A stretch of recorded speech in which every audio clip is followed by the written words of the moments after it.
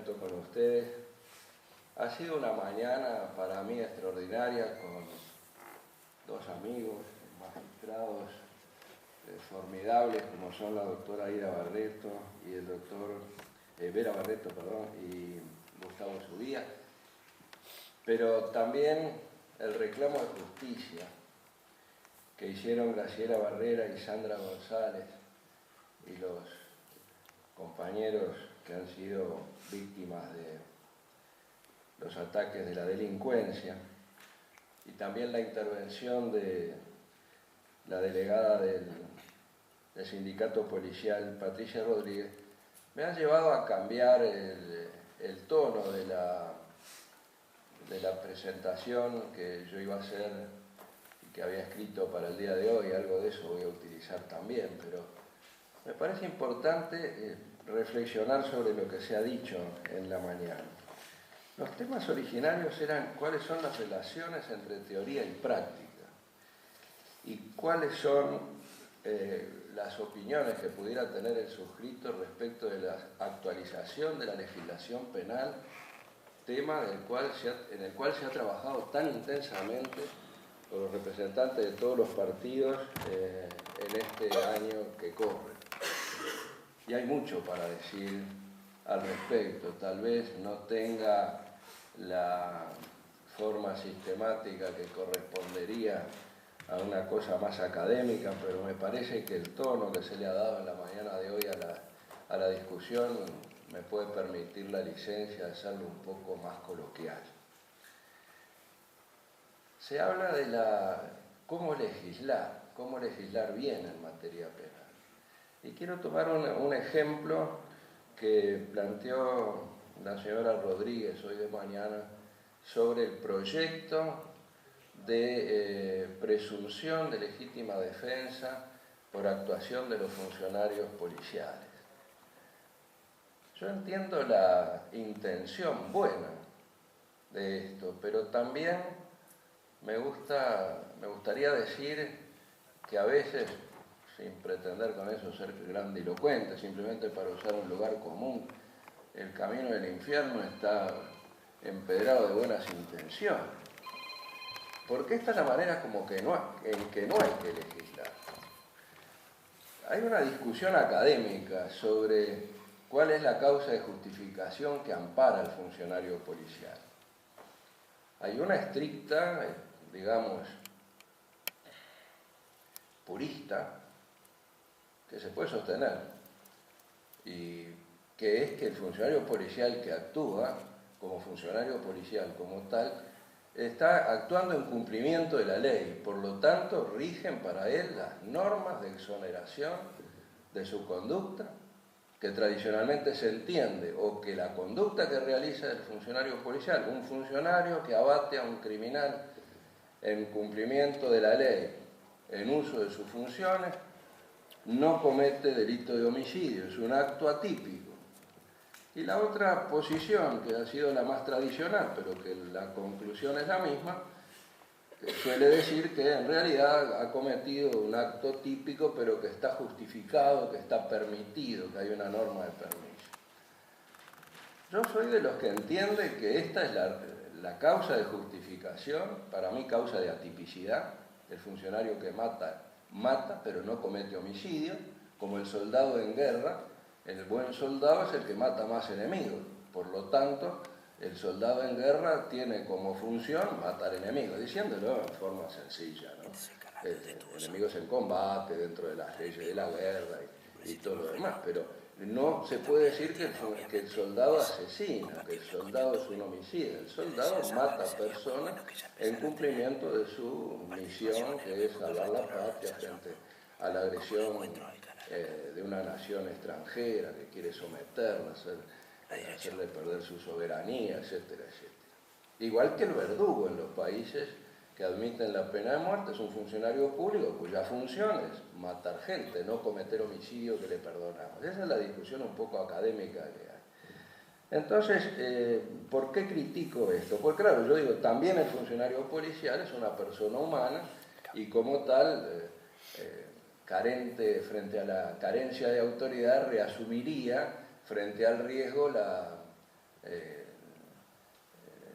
la actitud o la posición en que se encuentra un ciudadano que se defiende, lo cual es una especie de contradicción en términos, porque el ciudadano que se defiende porque no hay autoridad presente. La autoridad presente es el propio policía estrictamente no estaría en situación de defensa, sino en situación de cumplimiento de la ley. O sea que eso es, primer cosa, un aspecto teórico que entramos a considerar una problemática tremenda, porque el problema del cumplimiento de la ley es muy grande, si no solamente que va a actuar bajo obediencia debida, obediencia a los mandos, pero también en cumplimiento de la ley con las reglas que nosotros tenemos, que reconoce también Naciones Unidas, de proporcionalidad, progresividad y racionalidad. Eso es lo que tiene que juzgar el juez. Pero además es engañoso ponerle presunciones de legítima defensa, porque le va a dar una falsa sensación de seguridad al policía, porque la ley dice que se presumen los requisitos subjetivos y objetivos de la legítima defensa, cuando él está en otra posición, en una posición de cumplimiento de la ley. Y porque no ha funcionado bien tampoco, ni siquiera para la defensa del hogar. La defensa del hogar es lo que durante mucho tiempo se llamó defensa nocturna, y que todavía mucha gente habla de la defensa de noche en el hogar, un poco basándose en aquella disposición constitucional: del hogar es un sagrado inviolable, de noche nadie podrá entrar en él y de día solo por orden escrita de juez competente y todo lo demás. La presunción de legítima defensa del hogar ha sido bastardeada, si se permite la palabra, por la interpretación de algunos magistrados, que sostienen que la presunción es una presunción relativa, obviamente admite prueba en contrario, pero le corresponde al fiscal la carga de la prueba de remover la presunción de que la persona que defiende la entrada de su casa o que emplea violencia contra una persona sorprendida dentro del hogar o de sus dependencias está en situación de legítima defensa. Se presume la agresión, se presume la racionalidad del medio y se presume la falta de provocación. En todo caso, al fiscal le corresponde remover esa presunción legal. Y sin embargo, algunos catedráticos, algunos profesores dicen, bueno, pero en realidad no se presume la racionalidad del medio. ¿De dónde sale? Los tres requisitos, lo dice claramente el artículo 26 del Código Penal. Con esto quiero decir que establecer en la ley la presunción de legítima defensa es una falsa idea, va a dar una falsa idea de protección superlativo, superior al policía, cuando eso no es así. El policía ya está cubierto por el cumplimiento de la ley, no requiere una legítima defensa que funciona cuando no hay autoridad a la cual recurrir, y la autoridad es el propio policía. Él está actuando en cumplimiento de la ley, no está en una situación de desesperación. Entonces, por eso, a veces este tipo de legislación es un poco apresurada. Con la mejor intención del mundo se pueden hacer cosas equivocadas y que le van a permitir al magistrado hacer otra cosa. Y con eso entro en un tema muy importante, que está en el debate académico de los últimos años, que es el problema de la semiótica, el problema del contenido de las palabras y el problema de la interpretación. Y hay que decir una cosa que es verdad, me parece a mí.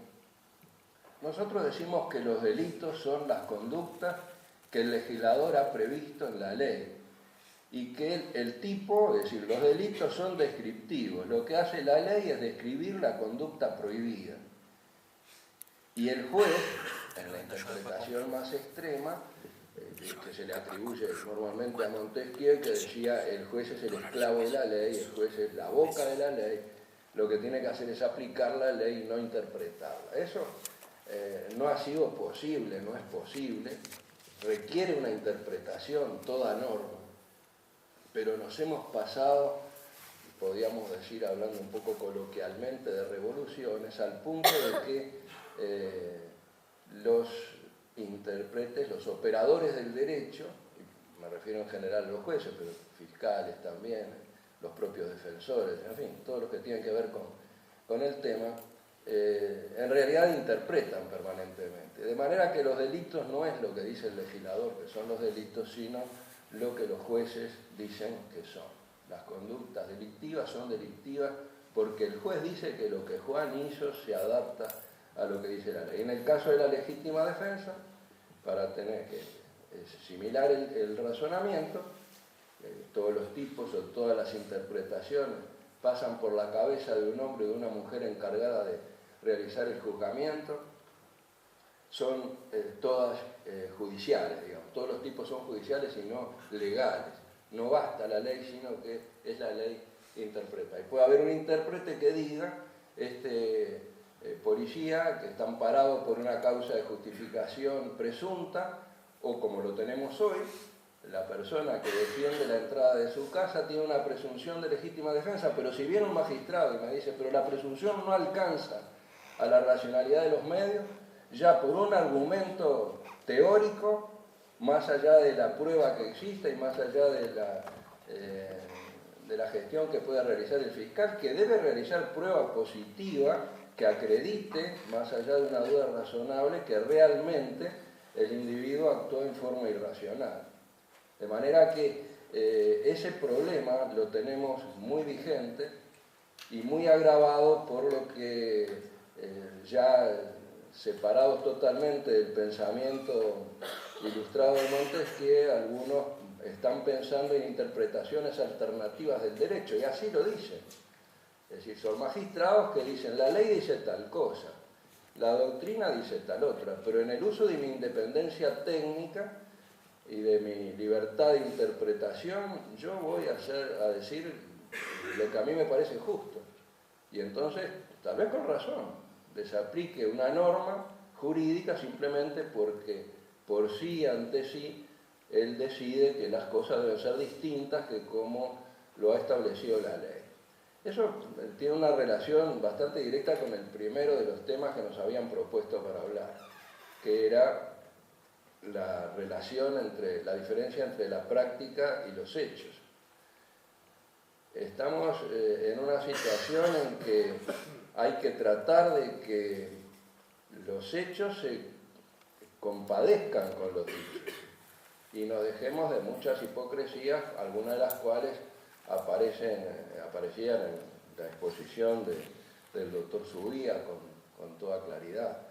Cuando estamos planteando una relación, por ejemplo, de la prisión preventiva, tenemos que tener claro qué es lo que queremos hacer, como decía él, cuál es la finalidad que se busca. Y yo eso lo pongo en otros términos, es decir, la casa tiene que ser seria y tiene que respetar todas las convenciones de derechos humanos y la Constitución de la República, pero seguir siendo seria y pagar los peajes que, también le llamo de esa manera, pagar el peaje de las consecuencias que tenemos. Nosotros hemos establecido un sistema de menores que está permanentemente en discusión.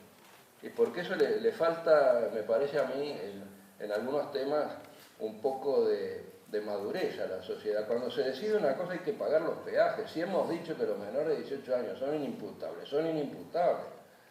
Y carguemos con esa situación, pero respondamos también a los reclamos naturales de un sistema que debe autodefenderse.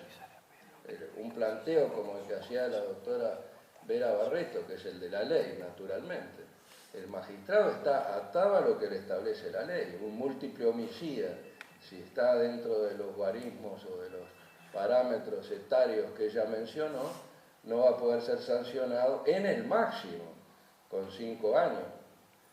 Y eso, eso está más allá del plebiscito de la imputabilidad, se podría modificar, porque parece que es demasiado poco como respuesta punitiva.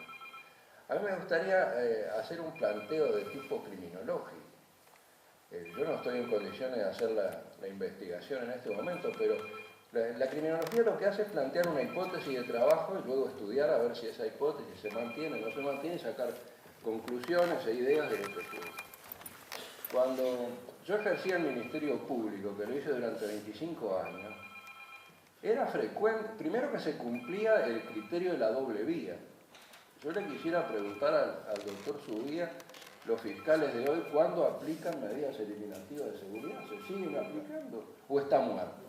¿Para qué seguimos hablando de un sistema de la doble vía cuando no lo aplicamos? La eliminación y la vuelta a funcionamiento de las medidas eliminativas de seguridad es muy interesante en el Uruguay, porque no hubo ningún debate. Este debate que yo propongo que algún día se haga, ¿vamos a mantenerlas o las vamos a eliminar?